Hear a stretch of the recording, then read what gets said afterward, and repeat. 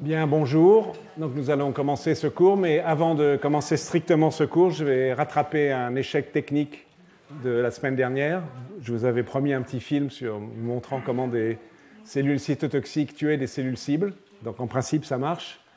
Donc on va le voir. Et d'ailleurs, ça sera une bonne transition entre le cours de la semaine dernière et le cours de cette semaine, parce que ces cellules cytotoxiques, vous avez un schéma à gauche avec des tas de molécules qui sont impliquées dans les systèmes qui transportent, je vous le rappelle, ces petits sacs dont la membrane fusionne avec la membrane cellulaire et qui libèrent des petits cercles rouges, en fait des protéines, qui sont redoutables. Je crois que j'avais employé le terme de bombe.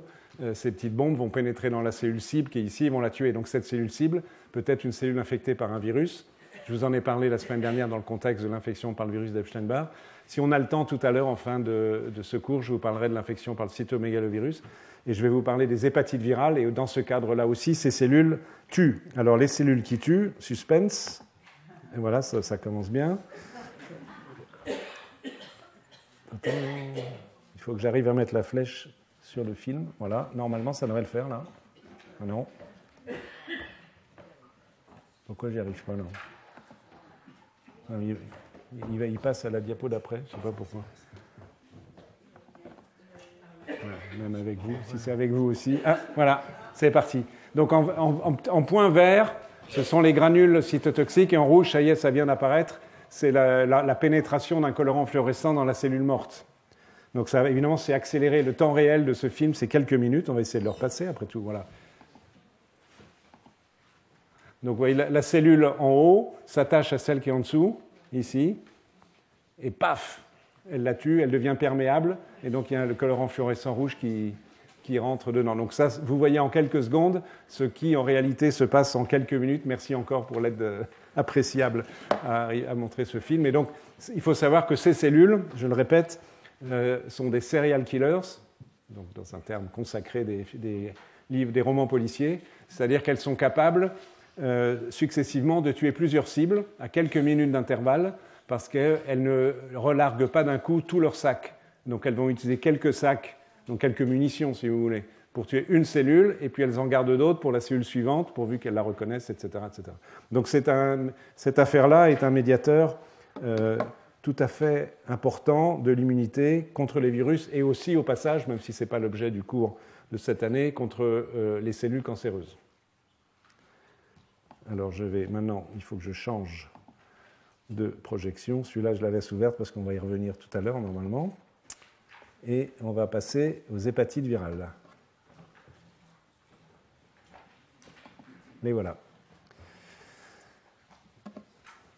Voilà, ça c'est le plan de ce dont je vais vous parler, les virus, les maladies. C'est un peu le même plan à chaque fois pour les exemples que j'ai pris. La réponse immunitaire, c'est l'objet de ce cours, contre les trois principaux virus des hépatites, ABC. Incidemment, monsieur, je vois que vous êtes sur les marches. Si vous souhaitez, vous avez des sièges plus bas. Mais si vous voulez rester sur les marches, pas de souci. Des aspects génétiques et les aspects problématiques, notamment par l'infection par le virus de l'hépatite C qui donne des maladies chroniques, jusqu'au cancer, etc., et un mot de vaccination. Voilà le plan de ce dont je vais vous parler. Il existe plusieurs types d'hépatites virales. Ce qu'elles ont en commun, comme leur nom l'indique, c'est de provoquer une maladie du foie. La jaunisse, comme on disait dans le temps, parce qu'on peut avoir un ictère, c'est-à-dire une mauvaise élimination de la bilirubine. Mais le terme consacré, ce sont les hépatites virales. Il y a au moins 5 types de virus de l'hépatite. Il y en a 2 dont je ne vais pas vous parler.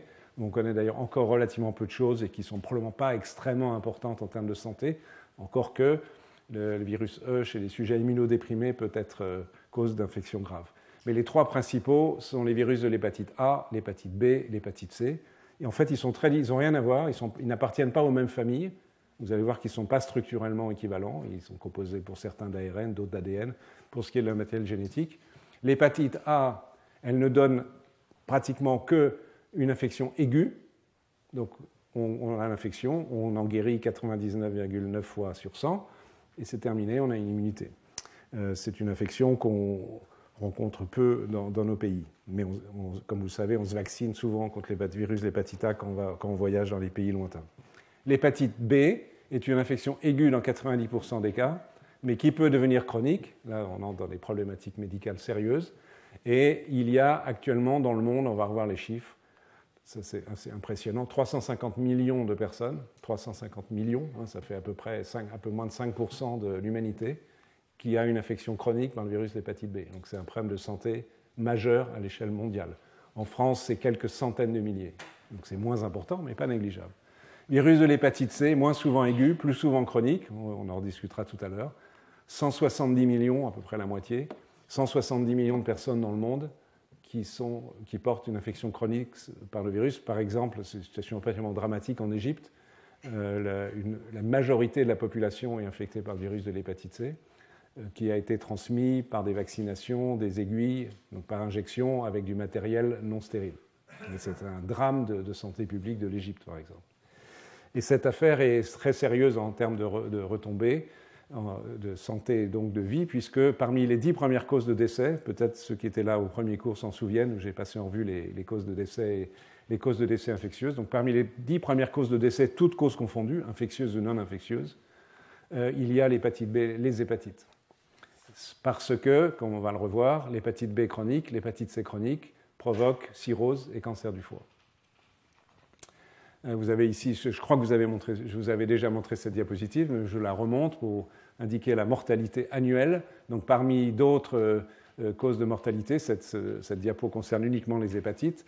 Donc l'hépatite, incidemment, même l'hépatite A aiguë peut être mortelle dans un petit nombre de cas, parce que ça peut provoquer des aplasies médulaires, donc des atteintes de la moelle osseuse par exemple, ou des hépatites fulminantes plus rarement, mais c'est quand même heureusement en petit nombre, mais ça justifie la vaccination, incidemment. Mais hépatite B et hépatite C rarement peuvent tuer directement, mais les chiffres importants sont ici, comme vous pouvez le voir. Cancer du foie dû à l'hépatite B, en 2015, 265 000 morts dans le monde, estimé. Cancer du foie lié au virus de l'hépatite C, 167 000 morts environ dans le monde en 2015. Et les chiffres par rapport à 2005, vous voyez, ils ne bougent pas. Pour l'hépatite B, c'est un peu décevant puisqu'on a un vaccin. Pour l'hépatite C, il n'y a pas de vaccin. Il commence à y avoir un traitement par contre. Et les cirrhoses et autres maladies chroniques du foie dues au virus de l'hépatite B, décès dans le monde, 371 000 en 2015 pour l'hépatite B, 325 000 pour l'hépatite C. Donc vous voyez que c'est une cause majeure de mortalité à l'échelle mondiale, même si, encore une fois, cela concerne moins la France, mais nous ne sommes pas épargnés par la gravité de ces maladies infectieuses. Alors les virus, il y en a 3 donc, ABC, virus A, il est ici, schématiquement, virus B, virus C.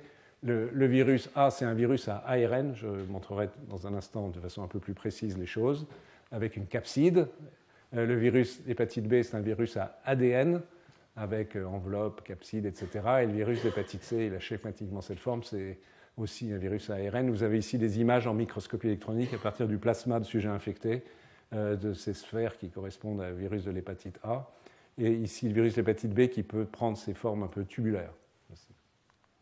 De façon plus précise, ici, un certain nombre d'informations sur les caractéristiques de ces virus. Donc on peut les prendre un par un. Toutes les informations ici ne sont pas extrêmement intéressantes, mais il y en a quelques-unes qui méritent d'être soulignées, évidemment en particulier celles que j'ai cerclées en rouge. Virus d'hépatite A, B, C. Donc, virus d'hépatite A, je répète, c'est un virus à ARN. C'est important pour l'immunité, parce qu'on en a déjà parlé, je vais en reparler. Il y a des récepteurs de notre système immunitaire qui reconnaissent des ARN et il y a des récepteurs qui reconnaissent des ADN. Donc évidemment, dans le cas du virus d'hépatite A, ce sont des récepteurs qui connaissent l'ARN qui vont être mis en jeu dans l'immunité innée. Vous avez la structure du virus, il mesure 28 nanomètres. Un nanomètre, c'est un milliardième de mètre, hein, je vous rappelle. Donc c'est tout petit, bien sûr. Il n'a pas d'enveloppe, ce virus. Il a une capside. Et voilà, il fait partie de la famille des pico-RNA-virus, si on veut être très précis. Il y a plusieurs types, et voilà. Virus de l'hépatite B, donc c'est un ADN en partie à double brin, ça dépend des circonstances. Il est un peu plus gros, il a une enveloppe. Sur le plan immunologique, ça a une certaine importance. Vous voyez qu'il appartient à une autre famille, ils n'ont aucune relation, ces virus. Ce qu'ils ont en commun, c'est d'infecter les cellules du foie, les hépatocytes, bien sûr. Donc ici, c'est l'Hepadnaviridae family. Il y a plusieurs groupes. Ce qui est assez impressionnant, c'est la capacité de production du virus chez un être infecté. Vous voyez, c'est 10 puissance 10 à 10 puissance 12 particules virales par jour. Donc 10 puissance 10, c'est 1000 milliards. Hein. 1000 milliards à 100 milliards de particules virales produites par jour, sachant que la demi-vie d'une particule virale est très courte, comme vous pouvez le lire au-dessus, 2 à 3 jours. Mais vous imaginez quand même le défi pour le système immunitaire qui doit contrôler cette production de virus et l'annihiler. Virus de l'hépatite C, donc c'est un ARN. Il est AARN, il est légèrement plus gros, il a une enveloppe et une nucléocapside. Il appartient encore à une autre famille, les flavivirus. il a beaucoup plus de variations de génotypes et de sous-types, ce qui complique un peu les choses sur le plan thérapeutique. Il y a une chose que j'ai entourée parce que probablement ça explique en partie le caractère chronique plus fréquent et donc la gravité de cette maladie.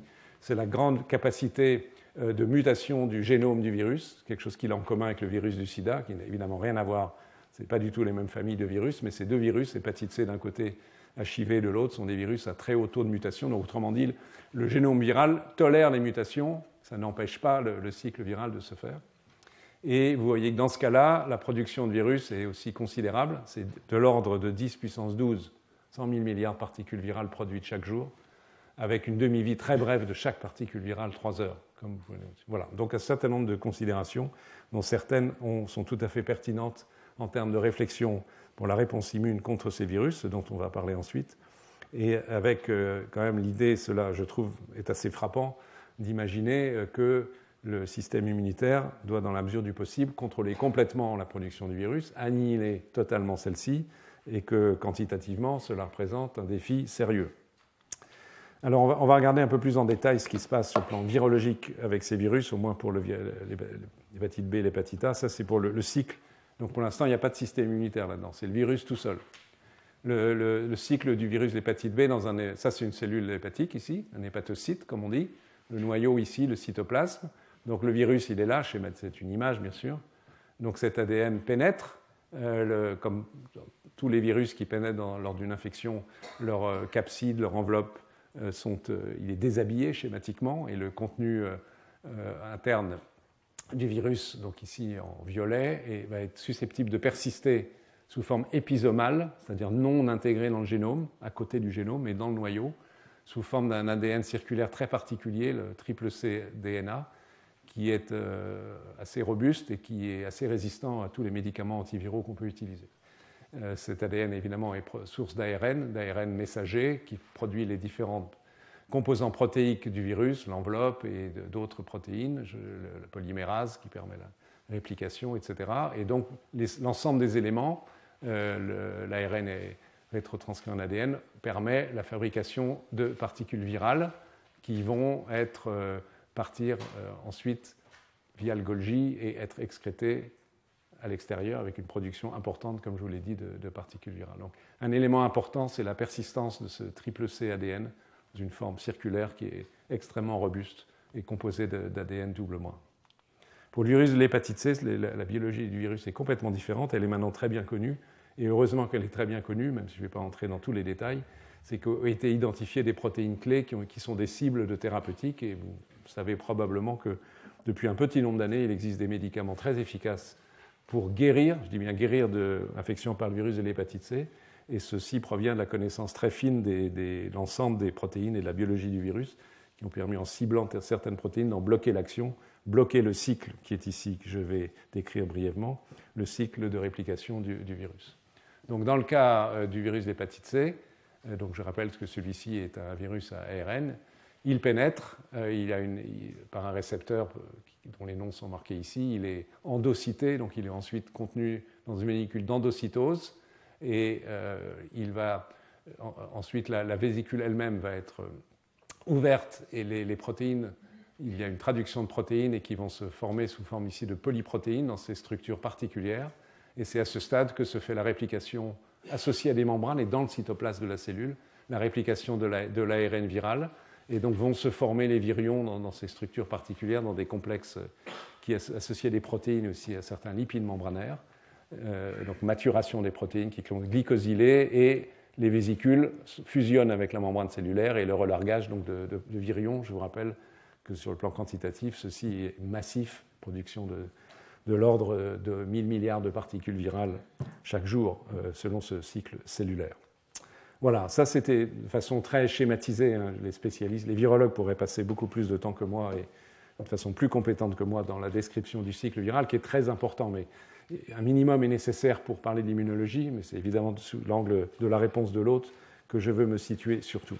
Mais avant d'introduire la réponse de l'hôte, il faut parler des maladies. Donc, en quoi consistent les hépatites ? Là aussi, on va les prendre l'une après l'autre, parce qu'elles ne sont pas identiques, comme je l'ai déjà indiqué en grands termes. Virus de l'hépatite A, un temps d'incubation relativement bref, de l'ordre de 30 jours. Donc l'infection est aiguë, touche plutôt les enfants et les jeunes adultes. La transmission se fait par les fesses et par voie buccale, donc contamination classique, peu par voie sexuelle. Donc c'est une maladie en règle pas sévère, sauf les cas exceptionnels dits fulminants ou de destruction massive du foie en quelques jours, qui nécessitent des transplantations du foie en urgence, mais heureusement c'est extrêmement rare, 0,1% des cas. C'est comme une personne sur 1000 infectée. Et il n'y a pas de chronicité du tout, ça c'est l'élément important de cette infection. Et donc c'est une hépatite, pendant quelques semaines, les gens sont plus ou moins fatigués et peuvent avoir un gros foie et éventuellement une jaunisse. Il n'y a pas vraiment de thérapeutique de cette infection, donc qui guérit toute seule, sauf dans les cas exceptionnels ou d'hépatite fulminante. Le virus de l'hépatite B, donc là on entre dans les choses sérieuses, entre guillemets. Vous pouvez lire que le temps d'incubation est plus long, entre 1 mois et 6 mois, donc c'est considérable, ce qui d'ailleurs n'est pas clair en termes de mécanisme pourquoi il en est ainsi, en moyenne 2 à 3 mois. Le début peut être aigu ou très insidieux, voire être complètement asymptomatique, touchant tous les âges, mais plutôt les jeunes adultes, parce que c'est essentiellement une maladie de transmission sexuelle, donc d'où l'importance de la vaccination avant l'arrivée à l'âge de jeune adulte. Cette maladie est rarement sévère, mais peut l'être. Dans quelques cas aussi, elle peut être fulminante, c'est-à-dire destruction aiguë, suraiguë des cellules du foie, donc insuffisance hépatique, nécessité de transplantation, donc 0 à 1% des cas, comme vous pouvez lire.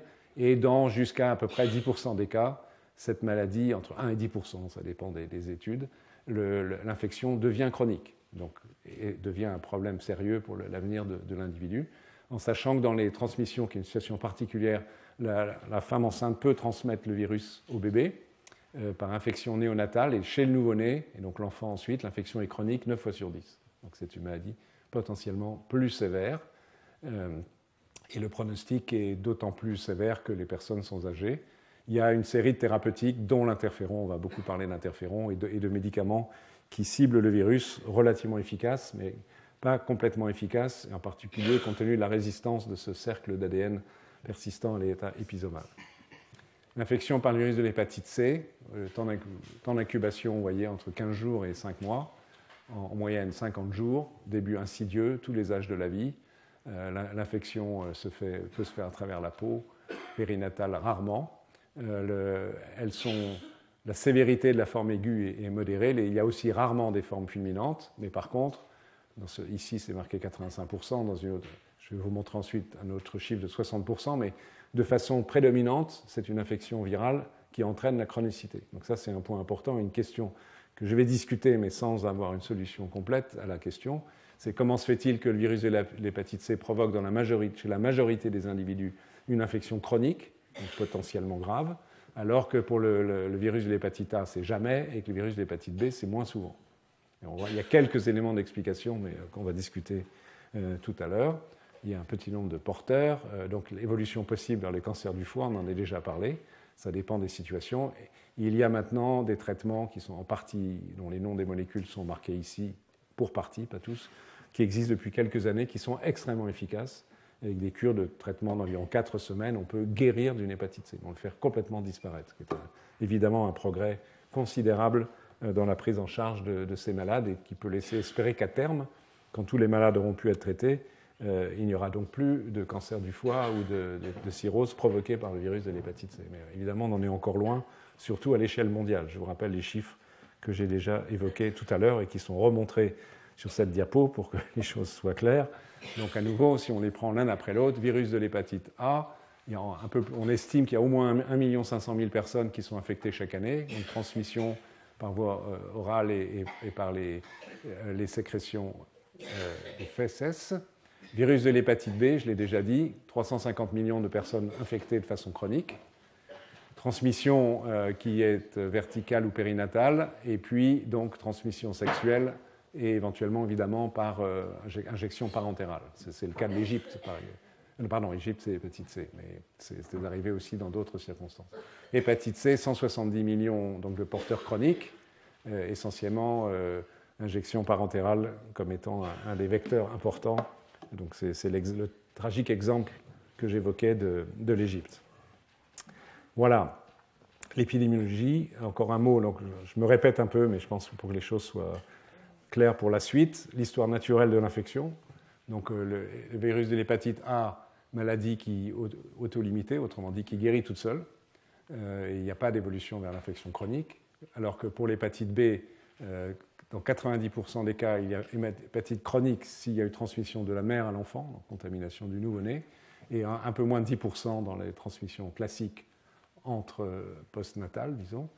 Enfin, virus de l'hépatite C, qui est peu bruyante cliniquement, incidemment, la maladie est peu expressive, on peut ne pas l'être du tout, persistance dans 60 à 80% des cas, et avec les risques d'évolution dont je redirai un mot à la fin, vers la cirrhose et cancer du foie. Donc voilà le tableau, entre guillemets, l'image médicale, épidémiologique de ces infections, à partir desquelles nous allons maintenant discuter des aspects immunologiques. Qu'est-ce qu'on sait des réponses immunes contre ces virus? Et dans quelle mesure on est capable de rendre compte du caractère très différent de l'évolution de ces hépatites, aiguë, qui guérit toute seule, chronique, à des degrés variables de chronicité pour le virus de l'hépatite B, l'hépatite C, et éventuellement, est-ce que ceci contribue à élaborer des vaccins efficaces contre ces maladies infectieuses? Pardon, j'avais encore une diapositive sur les traitements, donc je me répète encore un tout petit peu avant d'évoquer l'immunologie. Donc pour l'hépatite A, il n'y a pas de traitement. Pour l'hépatite B, il y a des molécules donc, qui inhibent la réplication virale, mais on a vu que l'efficacité n'est pas très bonne sur les cercles épisomaux d'ADN persistants. Et pour HCV, on a des nouvelles molécules qui ciblent les protéines dont les noms sont indiqués ici, NS3, NS5A, NS5B. Donc, ce sont des protéines du virus qui sont ciblées par des nouveaux médicaments qui sont très efficaces. OK, alors on arrive aux réponses immunitaires. Hépatite A, en gros, il se passe ce qui est indiqué ici et qui me permet de redire ce que j'ai déjà dit dans le contexte d'autres infections virales, mais qui est exact pour les 3 types d'hépatite. C'est que la maladie infectieuse, les symptômes, ce dont se plaint le patient, la fatigue, éventuelle jaunisse, etc., sont des symptômes qui sont dus à la réponse immunitaire contre le virus et non pas à l'effet direct du virus. On est malade de sa réponse immunitaire, mais néanmoins elle est utile. Donc en gros, comment les choses se passent? Si l'infection se passe à mois 0, les transaminases, qui, vous savez certainement, est le marqueur biologique classique qui permet de dire que quelqu'un a une hépatite, vous voyez qu'il s'élève, il y a deux transaminases, ça témoigne de la lyse de cellules du foie, parce que ce sont des enzymes qui sont contenues dans le cytoplasme des cellules du foie, donc si le taux de transaminase monte dans le plasma du sang, ça veut dire que c'est un témoin indirect de la destruction de cellules hépatiques. Donc vous voyez que cette montée des transaminases, et le pic, ça se situe en moyenne, c'est un ordre de grandeur, 1 mois après l'infection. Que si on regarde à quel moment se passe la détection de l'ARN viral dans le sérum ou dans les selles, vous voyez que le pic est bien plus précoce, c'est autour de 15 jours, donc il y a une expansion considérable de production des virus par les cellules infectées, avec un pic donc, de virus détectable, encore une fois, dans les fesses et le sérum autour de J15, et puis il y aura une décroissance progressive, mais pas si rapide que ça, puisque donc ça veut dire que c'est une période où les gens vont rester contagieux. Pour les fesses, par exemple, vous voyez que la disparition va prendre du virus environ 2 mois.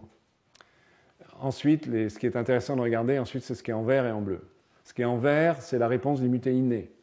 Donc la mise en jeu de récepteurs directs, par exemple, qui vont reconnaître l'ARN viral et qui vont induire la production d'interférons, on va y revenir.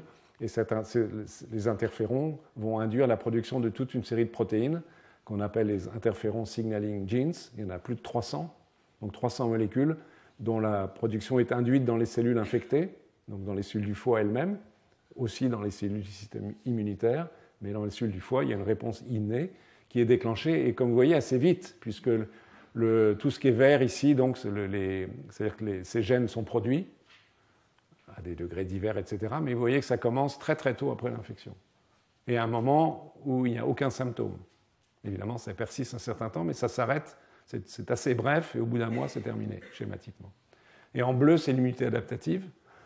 En haut, ici, la production des anticorps. Donc, on va commencer à détecter les anticorps contre le virus de l'hépatite A à peu près au bout d'1 mois d'infection. Donc, c'est assez lent. Et la réponse des lymphocytes T, dont les lymphocytes T cytotoxiques, dont je vous ai montré l'image d'une tuant sa cible au laboratoire. Vous voyez que ces lymphocytes T, on peut commencer à les détecter 1 mois après le début de l'infection. Et progressivement, ça c'est tel qu'on peut les voir dans le sang, au niveau hépatique c'est un peu plus précoce parce qu'ils sont responsables de l'élévation des transaminases en tuant les cellules infectées par le virus. Donc cette réponse apparaît, elle pique vers 2 mois et progressivement elle va décroître. Donc réponse de l'immunité innée très précoce, pas très intense, vous allez voir que ça a une importance tout à l'heure, qui sont essentiellement liées à la production des interférons et aux produits que les cellules fabriquent sous l'effet des interférons et que les cellules du foie elles-mêmes fabriquent, et réponse spécifique T et B retardée. Okay. On peut montrer, vous allez voir des choses paradoxales, il existe des modèles expérimentaux d'infection par le virus de l'hépatite A, ici chez la souris, et vous allez voir des choses assez paradoxales concernant l'immunité innée. Alors, il y a beaucoup de choses sur cette diapo, mais on va prendre les choses une par une. Donc c'est un modèle expérimental d'infection par le virus de l'hépatite A chez la souris. On ne peut pas faire ça avec tous les virus, mais pour là, ça va. Et ce qui est fait ici, c'est que toute une série de souris différentes, qui ont été génétiquement modifiées, sont infectées. On a tout à droite, WT, c'est wild type, donc c'est une souris sauvage qui n'est pas mutée. Mais ensuite, on a toute une série, par exemple, cette souris-là, RAG1-, comme si vous arrivez à lire, c'est une souris qui n'a pas de lymphocyte T, pas de lymphocyte B. Elle n'a pas d'immunité adaptative. Okay. La souris ici, IRF3-, IRF7-, il manque 2 facteurs qui sont absolument essentiels pour la réponse aux interférons. Et ainsi de suite. D'intérêt pour ce que je vais dire ensuite, MAVS, c'est une molécule importante dans la signalisation de la reconnaissance des ARN, donc la détection du virus dans le cytoplasme. Donc toutes ces souris chez lesquelles il manque 1 ou 2 gènes du système immunitaire, on regarde comment elles se comportent lorsqu'on les infecte avec le virus de l'hépatite A. Qu'est-ce qu'on va regarder? La sécrétion du virus dans les selles et est-ce qu'ils ont une hépatite. Okay. Et vous pouvez déjà voir, sans aller dans les détails, que les colonnes du haut et les colonnes du bas, ça ne correspond pas du tout. On va prendre un exemple caricatural, ici, qui est pertinent pour ce que je vais vous dire après.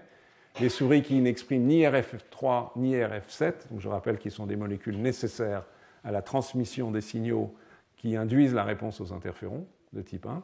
Ces souris-là, J7 et J14, peu importe, après l'infection, elles ont plein de virus dans les selles, okay, alors que les souris sauvages n'en ont pas. Donc les souris sauvages sont déjà débarrassées du virus. Mais elles n'ont pas d'hépatite. Les souris sauvages n'ont pas d'hépatite non plus.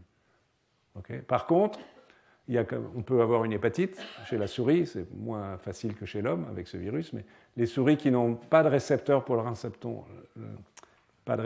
l'interféron de type 1, okay, donc il n'y a pas de possibilité à leurs cellules de répondre à l'interféron qui a été produit, ils ont une hépatite, ils sont ici, et produisent aussi le virus. Donc on a une situation dissociée entre la production du virus, la réplication virale par les cellules du foie, et le fait qu'il y ait une hépatite, donc une destruction par le système immunitaire des cellules infectées. Donc c'est une notion qui n'est pas inintéressante. Et si on regarde ce qui se passe au niveau des cellules du foie, on va s'intéresser particulièrement aux souris MAVS négatives. Donc je vous rappelle que c'est une molécule nécessaire dans les stades très précoces à la réponse innée contre l'ARN viral. Donc MAVS-, la souris MAVS- a plein de virus dans les selles, pas d'hépatite. Comment ça se fait? Et la souris MAVS-, si on regarde dans son foie, est-ce qu'on a des cellules du foie en train de mourir avec un marqueur qui s'appelle Caspase-3, qui est une protéine qui est activée lorsque les cellules meurent par un processus dit d'apoptose. Donc c'est une façon pour une cellule de mourir. Elle meurt en activant des enzymes qui vont couper toutes sortes de protéines en cascade et qui entraînent la mort cellulaire. Quand on fait cela chez une souris qui n'est pas déficitaire en MAVS, on détecte, ce sont les marquages ici avec les flèches, en brun foncé, je crois, des cellules en train de mourir dans le contexte de l'infection par le virus de l'hépatite. Et ça, c'est sous l'effet de la réponse immune. Mais paradoxalement, s'il n'y a pas MAVS, il n'y a pas d'apoptose. Donc du coup, il n'y a pas d'hépatite. Donc le virus se réplique, mais par contre, il n'y a pas de destruction des cellules du foie.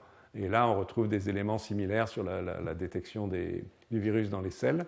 Et donc la conclusion de cette affaire, c'est que les souris déficientes en MAVS, je vous ai montré ça ici, ou en IRF3 ou IRF7, donc encore une fois des facteurs importants dans la transmission des signaux, malgré une charge virale qui est plus élevée que chez les autres souris, donc on s'attendrait à ce qu'elles aient une maladie plus grave, elles ont une maladie moins grave parce qu'elles sont protégées contre l'apoptose des cellules hépatocytaires. Donc cette expérience, certes un peu artificielle, mais si on peut la transposer à l'homme, il faut toujours être prudent sur les possibilités de transposition à l'homme, mais enfin montre de façon assez claire une dissociation entre la réplication virale et la pathologie qui est une immunopathologie. Okay. Là, il faut le virus pour qu'il y ait une réponse immune et une maladie, mais on peut avoir éventuellement une infection virale sans maladie.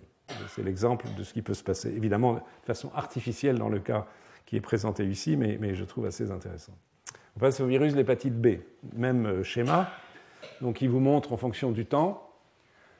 Vous voyez que c'est plus lent. Si vous vous souvenez de ce que je vous ai montré il y a 2 secondes, pour l'hépatite, vous voyez que l'ensemble des courbes sont quand même ramassées au cours du premier et du deuxième mois, ce qui est déjà relativement lent. Mais pour les virus de l'hépatite B, on s'est repoussé vers la droite. On a la détection de l'ADN du virus dans le sérum va apparaître après 1 mois à peu près après l'infection. La piquée du franglais va être maximale à peu près 2 mois et va diminuer secondairement si l'affection est contrôlée, dans le cas d'une infection aiguë. Et vous voyez que les transaminases, donc là, c'est là qu'on va parler de maladie, c'est à peu près en général que ce moment-là que le diagnostic de la maladie est fait, piquent vers 3 mois après l'infection et incidemment, chronologiquement, au même moment que la courbe bleue qui est la réponse T. Alors la similitude de chronologie ne fait pas preuve, mais est un élément qui suggère qu'effectivement, ce sont bien les lymphocytes T qui sont responsables de l'élévation des transaminases en tuant les cellules hépatiques infectées par le virus de l'hépatite B. Et les anticorps apparaissent encore plus tardivement, vous voyez, au bout de 4 mois seulement, et on verra ça tout à l'heure. Alors, un élément intéressant, c'est ces fameux ISG, dont je vous ai déjà parlé, les interferons signaling genes, donc qui sont les produits finaux de l'activation des voies de l'interféron. Et il y en a très très peu ici. Retenez qu'il y en a très très peu. Pourquoi il y en a très très peu? Ce n'est pas complètement simple.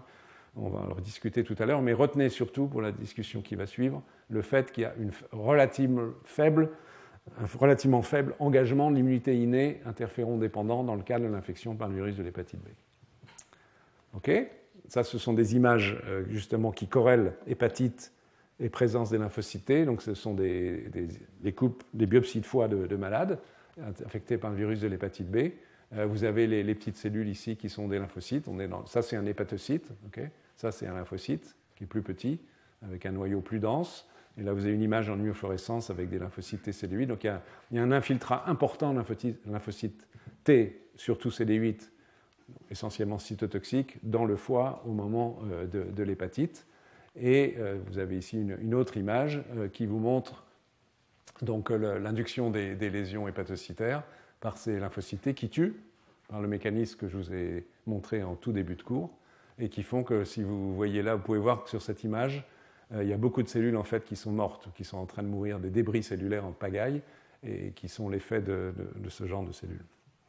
Voilà, alors en gros, ce qui se passe dans l'hépatite B et ce qui suit, vous avez ici un lymphocyte T cytotoxique, CTL, qui par la perforine, c'était le même nom de molécule figuré sur la toute première diapo, et aussi un autre système de mort qui s'appelle FASLIG en face, peu importe les détails, va tuer, donc à 2 voies pour tuer le lymphocyte, n'importe quoi, pour tuer l'hépatocyte, la cellule du foie infectée par le virus hépatite B. Donc ça, c'est absolument clair. Mais en même temps, ce lymphocyte cytotoxique, il est activé et il ne fait pas que tuer, il produit des cytokines qui vont agir sur les autres cellules du foie, même celles qui ne sont pas infectées, qui sont susceptibles de l'être, qui vont entraîner par réaction la production de ce qu'on appelle des chémokines, donc des substances qui vont attirer des cellules du système immunitaire, des polynucléaires neutrophiles, d'autres lymphocytes et des monocytes, et qui s'activent entre eux aussi via des métalloprotéases, la libération d'autres protéines, donc qui créent l'inflammation, donc qui est complexe, qui contient les lymphocytes directement cytotoxiques, mais qui recrute d'autres cellules qui vont participer du phénomène final, utile mais responsable de la maladie, qui est la destruction des cellules infectées par le virus. Mais il est clair que c'est ainsi que l'on peut bloquer la réplication virale et éviter une infection chronique, qui survient, je vous rappelle, dans quelques pourcents des cas, dans le contexte de l'infection par le virus de l'hépatite B. Donc ce système n'est pas efficace à 100%, quelques individus échappent malheureusement. Donc je vous rappelle, ça je vous l'ai déjà indiqué, la chronologie, la simultanéité de chronologie entre la réponse T et l'hépatite marquée par l'élévation des transaminases et la corrélation histologique, les multiples documents connus qui montrent la présence de ces lymphocytes, la présence de celui en train de mourir à proximité de ces lymphocytes. Hépatite C maintenant. Alors, les choses sont un peu différentes. Donc, dans 40% des cas, l'infection va être aiguë et 60% schématiquement, elle va devenir chronique. Donc, qu'est-ce qui se passe? Les courbes ressemblent à ce qu'on a vu à une différence près. D'abord, commençons par l'ARN, la réplication du virus. Elle est beaucoup plus forte et plus précoce. Enfin, donc il y a deux différences importantes à signaler. La première est celle-là, c'est-à-dire que dès les premiers jours de l'infection, il y a une détection massive d'ARN viral dans le sérum. Donc s'il y en a dans le sérum, c'est qu'il y en a beaucoup dans le foie. Ça veut dire que la production de virions est beaucoup plus efficace qu'elle ne l'est dans les deux autres types d'infections virales provoquant des hépatites. Néanmoins, l'hépatite marquée par la libération des transaminases sous l'effet de la réponse T qui est ici ne survient que 2 mois plus tard environ. Donc c'est un temps très long de mise en jeu de la réponse adaptative des lymphocytes et la production des anticorps qui débute ici. Ce que vous voyez là, contrairement à ce qu'on a vu tout à l'heure, j'aurais peut-être dû vous mettre l'image en parallèle, je vous rappelle, vous voyez les ISG, entre guillemets, donc le produit final de la réponse de l'immunité innée via l'interféron, très faible dans le cas de l'hépatite B, très forte dans le cas de l'hépatite C. On peut dire, c'est peut-être une bonne idée et ça aide à contrôler l'infection par le virus de l'hépatite C. Vous allez voir que ça joue un effet paradoxal négatif par un mécanisme qui est probablement compris aujourd'hui et dont je vais vous parler dans une seconde. Dans une infection chronique, il n'y a pas a priori d'élément prédictif qui permet de séparer les deux schémas, sauf que le résultat final n'est pas le même, c'est-à-dire que malheureusement, on a la détection du virus persiste, elle va varier au cours du temps, chez certains individus elle va être très forte, chez d'autres elle sera moins importante, il y a toutes sortes de situations, plus ou moins sévères, et là elle va persister à un certain degré de libération de transaminases, donc de destruction hépatique, avec la persistance d'une réponse immune qui a plus tendance un peu à diminuer, mais qui persiste. Donc ça, c'est ce qui se passe, c'est purement descriptif, et ça ne nous donne pas la clé qu'est-ce qui explique que dans 40% des cas, l'évolution est favorable, et dans 60% des cas, schématiquement, elle ne l'est pas. Ça, malheureusement, je n'ai pas la clé à cela. Il y a quelques éléments prédictifs génétiques, mais qui ne rendent pas compte globalement de cette variabilité. Mais encore une fois, deux différences importantes par rapport aux autres virus. La précocité de la production de virions, donc qui montre que le problème quantitatif posé au système immunitaire est plus fort, et peut-être en parallèle, l'un est la conséquence de l'autre, une production massive, une mise en jeu massive des réponses de l'immunité innée via l'interféron de type 1, enfin les interférons de type 1, comme vous allez voir dans une seconde. Alors justement, si on va un tout petit peu dans les détails pour l'hépatite C de ce qui se passe au sein des cellules et dans l'immunité innée, il faut prendre le temps de regarder cela, mais vous allez voir, c'est important d'en parler parce que c'est peut-être l'élément déterminant qui explique le risque de chronicité et le mécanisme de la chronicité. Il y a deux types de cellules schématiquement qui vont répondre. Les hépatocytes eux-mêmes, la cellule bleue là, et au-dessus, il y a une petite cellule en jaunasse qui est une cellule du système immunitaire, qui est ce qu'on appelle une cellule dendritique, DC, dendritic cell, petit p plasmocytoïde, parce qu'elle a vaguement l'allure d'un plasmocyte, mais ce n'est pas du tout un plasmocyte. Donc des cellules comme ça, il y en a dans le foie. Et donc, lorsqu'il y a l'infection par le virus, il y a des particules virales qui vont être phagocytées par ces cellules plasmocytaires, et puis surtout, naturellement, c'est ce qui se passe naturellement sous l'effet de l'infection virale, la présence de virions et donc d'ARN du virus d'hépatite C dans les hépatocytes. Donc cet ARN va être reconnu par des récepteurs dont on a déjà dit un mot dans des cours précédents et dont j'ai redit un mot pour un d'entre eux tout à l'heure chez la souris qui était NDA5. Donc il y a deux molécules, deux protéines qui sont présentes dans le cytosol de pratiquement toutes nos cellules et qui ont pour rôle d'être des récepteurs pour des ARN, dans certaines circonstances, je n'entre pas dans les détails, et qui activent d'autres protéines, MAVS, c'est ça dont j'ai parlé tout à l'heure dans le contexte de l'infection expérimentale par le virus de l'hépatite A chez la souris, cellules qui sont présentes au niveau du réticulum endoplasmique ou des mitochondries, et qui vont entraîner une chaîne de réaction d'activation de molécules, IKK, epsilon, TBK, IRF3, je vous en ai dit un mot tout à l'heure aussi, et par cette chaîne de signalisation, on va aboutir assez vite, c'est quelques heures, à la transcription des gènes qui codent pour les interférons, plusieurs types d'interférons, qui ont le même mécanisme d'action et des récepteurs différents. L'interféron dit bêta et interféron lambda, il y en a plusieurs, on va revoir cela. Et donc cette réaction principale, c'est la libération d'interférons que va aussi engager les cellules dendritiques plasmocytaires qui sont très très efficaces pour la production d'interférons. Ce sont des cellules très très fortes productrices d'interférons de type 1, à la fois bêta mais aussi alpha. Donc celles-là produisent alpha et